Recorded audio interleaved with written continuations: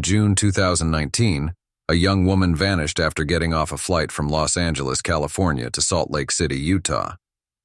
The investigation revealed that she had ordered a lift from the airport, but it didn't take her home. Instead, she was driven to a local park in the middle of the night. Yeah, I'd like to get, if possible, have a wellness check done on my daughter. And I've been trying to get a hold of her, and her phone just tends to go to voicemail. I was just wondering if I could have somebody maybe go by her house and check on her. Mackenzie Lueck was a 23-year-old woman originally from El Segundo, California. She had moved to Salt Lake City, Utah, where she studied kinesiology and pre-nursing at the University of Utah.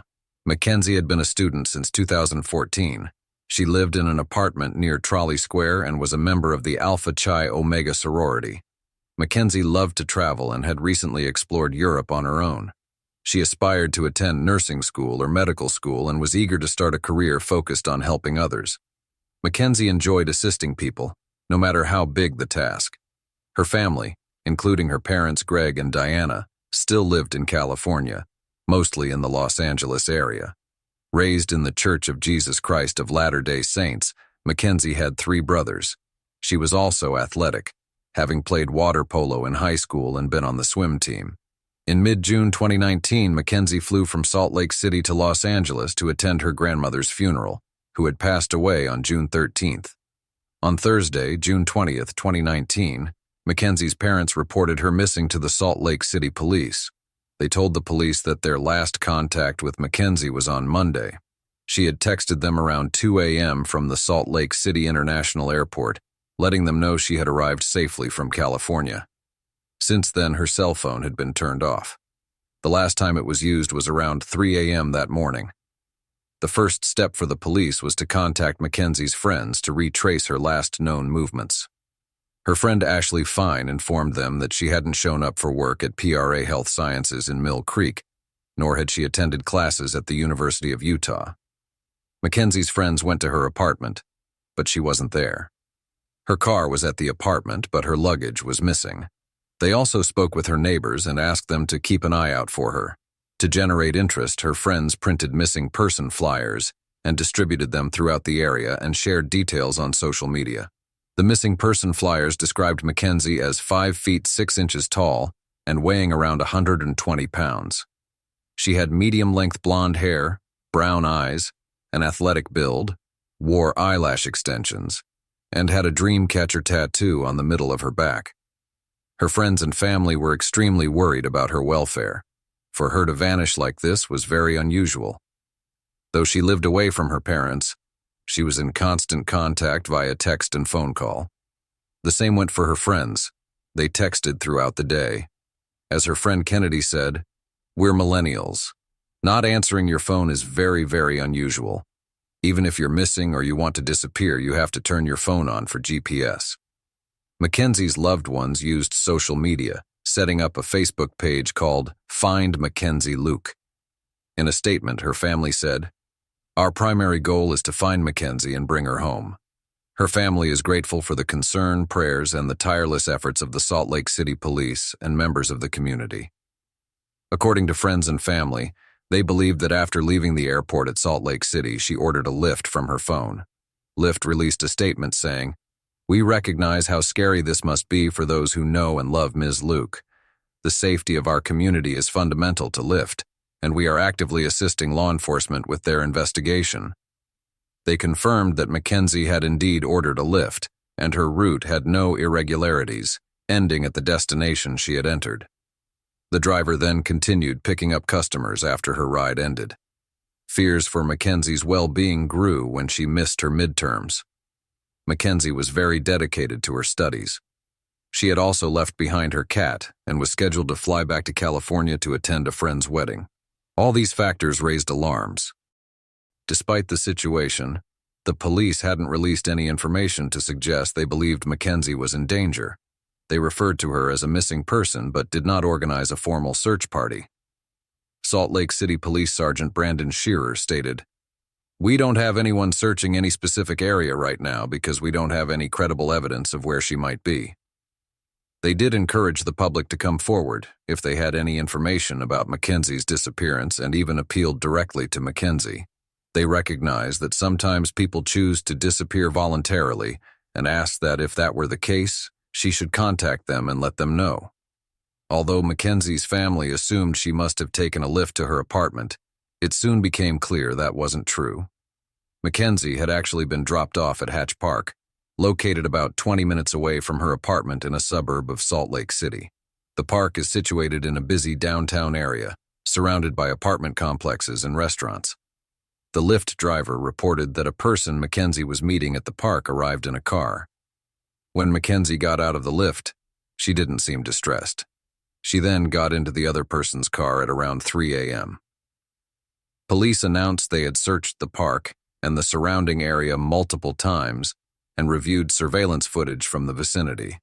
Unfortunately, the park had dummy cameras at the time. Police also mentioned that they had no reason to doubt the Lyft driver's account, and he was ruled out as a suspect.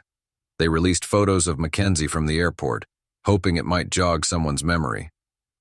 She was wearing black sweatpants and a light-colored sweater and was carrying a small black backpack, a large blue purse, and a bronze suitcase. They issued a public appeal to the person who met Mackenzie at the park, saying, "We've exhausted all other avenues to find this information. We urge this person to please call us."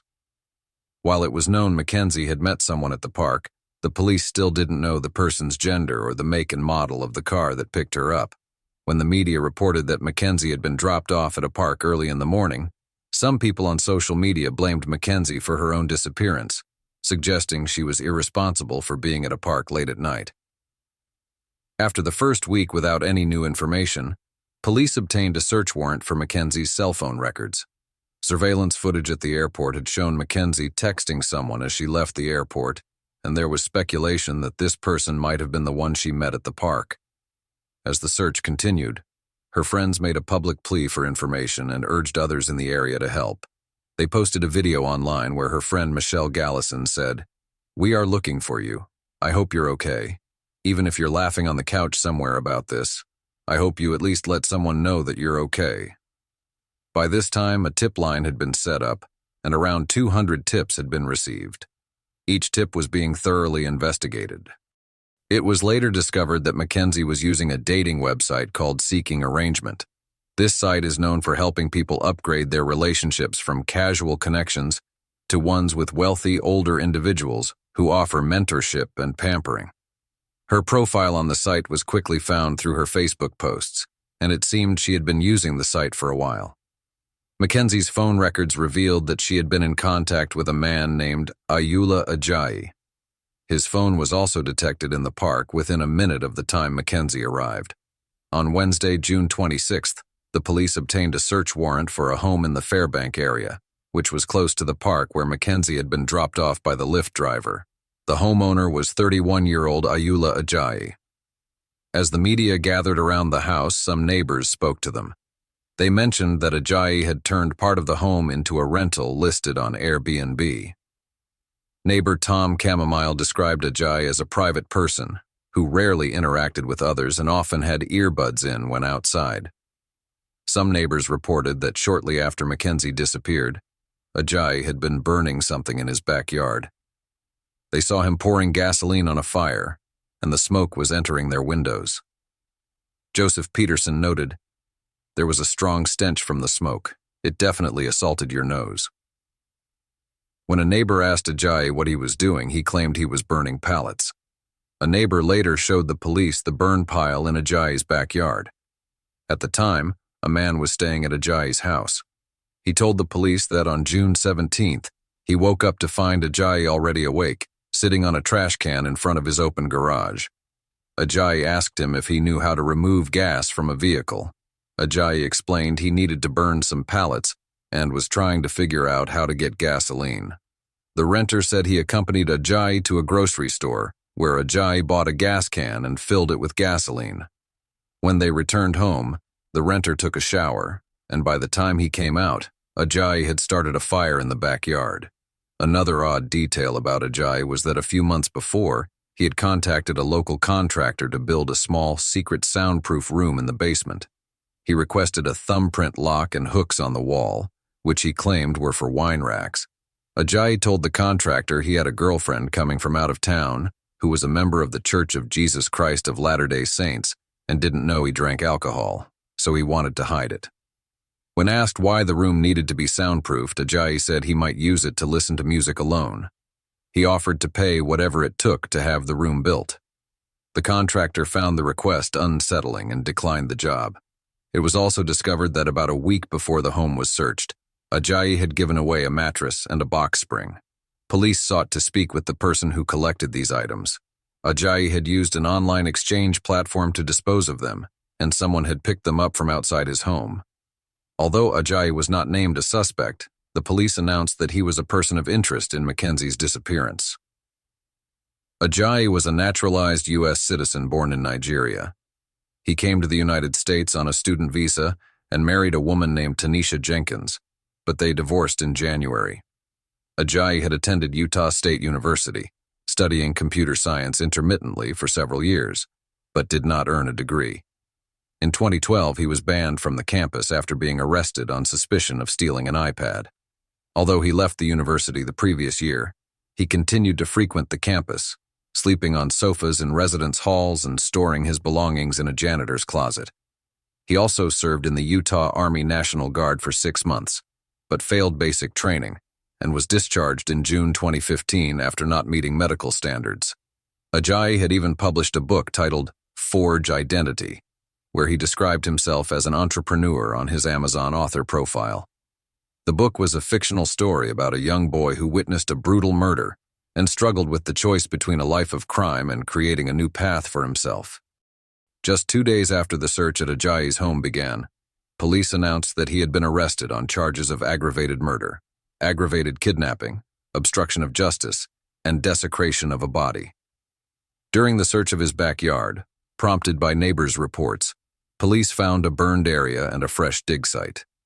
A cadaver dog detected the scent of human decomposition in the burn area. Forensic excavation revealed several charred items identified as belonging to Mackenzie. Even more horrifying, they discovered charred human tissue, which was confirmed to be Mackenzie's. Additionally, Mackenzie's burned phone, part of her scalp, and a rib bone were found. More charred items, including black clothing and a possible purse or backpack strap, were discovered in the alley next to Ajayi's home. Inside the house, police found knives, razor blades, scissors, a stun gun, sweatpants, and a hoodie with bleach stains. They also discovered blood-stained socks near the washing machine and in a bathroom trash can upstairs, several pieces of cut-up bone. Ajayi's car was also searched, and a noticeable stench of gasoline was detected from the trunk. A gas can found in the trunk was identified as having been purchased just hours after Mackenzie's disappearance. Chief Mike Brown described informing Mackenzie's parents, Greg and Diana, of the devastating news as one of the most difficult calls he had ever made in his career. Ajayi became a suspect after police accessed Mackenzie's cell phone records, identifying him as the person she had been texting when she left the airport. The initial investigation was complicated by the fact that Mackenzie was using TextMe, a third-party messaging app. Both Mackenzie and Ajayi were active on dating sites like Tinder and Seeking Arrangement, where they had met. Although they had first connected on the app in 2018, they had never met in person until that night at the park. Cell phone data confirmed that both Mackenzie and Ajayi were at Hatch Park that night, indicating that he was the person who picked her up. When police identified Ajayi as the last person Mackenzie had been texting, he was brought in for questioning. He claimed he suffered from PTSD and anxiety, which led him to use various dating websites. Ajayi insisted he never met up with any of the women, including Mackenzie. Ajayi claimed that he had messaged Mackenzie on the dating website, but she had blocked him, ending their communication. He even provided police with a screenshot of their messages, alleging that Mackenzie had stopped replying after he sent her a picture of himself. During questioning, Ajayi complained of shortness of breath, and medical staff found him hyperventilating. Despite the overwhelming evidence against him, Ajayi continued to deny meeting Mackenzie and insisted he had been at home playing video games all night. After his arrest, Ajayi was held without bail. It was later revealed that this was not his first run-in with the law. 5 years earlier, he had been accused of rape, but the victim decided not to pursue charges. A co-worker reported that the contact began consensually, but became non-consensual when she wanted to stop. Although the victim reported the incident to prevent it from happening to someone else, she chose not to press charges. Ajayi was actually divorced, and his ex-wife, Tanisha Jenkins, revealed that she had fled their marriage due to his violent outbursts. The last time she saw him was at a friend's house in Dallas. He threatened to kill her if she didn't come to Utah with him. She described an incident where he tried to tie her up with a phone cord, and when she attempted to escape, he blocked the door. She eventually leapt through a window, injuring her arm in the process. Ajayi chased her with a knife and cut her hand.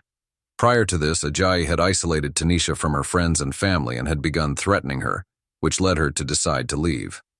In response to the grim news, Mackenzie's family issued a statement thanking the police for their efforts.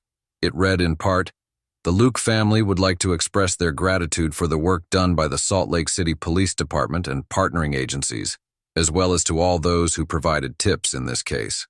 They are also thankful to the community, her friends, and people nationwide who have supported this investigation." A makeshift memorial appeared outside Ajayi's home, where Mackenzie's remains were found in the backyard. A vigil was also held at the University of Utah. In an agreed-upon statement of facts, it was revealed that Ajayi had planned Mackenzie's murder. Before meeting her in the park, he turned off his home security system. When they returned to his house, he began to choke her. Mackenzie fought for her life, but Ajayi responded by wrapping a belt around her neck, pushing her onto her stomach and strangling her. She was also bludgeoned on the head, with blunt force trauma being the cause of her death. Ajayi then burned Mackenzie's body in his backyard and buried it. A forensic excavation of the burn area revealed several charred items consistent with Mackenzie's personal belongings. Further analysis confirmed that some of the charred material was female human tissue. After this discovery, Ajayi was formally charged with Mackenzie's murder, as well as aggravated kidnapping, obstruction of justice, and desecration of a human body. When police identified him as a suspect and came to speak with him at his home, Ajayi decided to dig up Mackenzie's body and bury her at Logan Canyon. During a tour of the backyard by a neighbor, police were standing directly above Mackenzie's remains. Although Ajayi initially denied killing Mackenzie, he eventually revealed the location where he had buried her. He pleaded guilty to aggravated murder and desecration of a corpse in exchange for avoiding the death penalty. Ajayi appeared in court via video link for the first time on July 14th. The courtroom was filled with Mackenzie's loved ones. As her family spoke of their loss, Ajayi stared at the ground. He was given the opportunity to speak and said, "Mr. and Mrs. Lueck, I'm sorry for what I did. I deserve what I'm going to get. I know this won't bring her back." He was sentenced to life in prison without the possibility of parole. Thanks for watching.